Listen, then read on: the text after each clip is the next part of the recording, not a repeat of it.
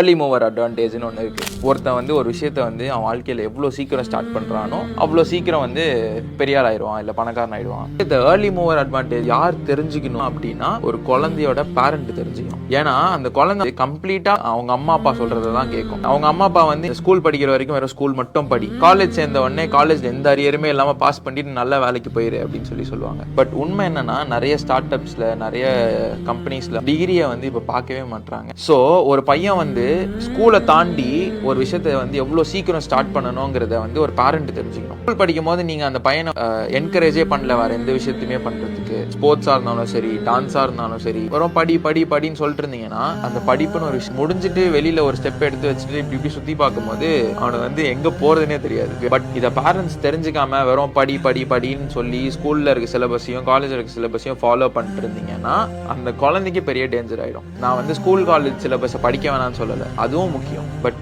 இதுவுமே முக்கியம், இதுவுமே ஈக்குவலாக கன்சிடர் பண்ணணும்.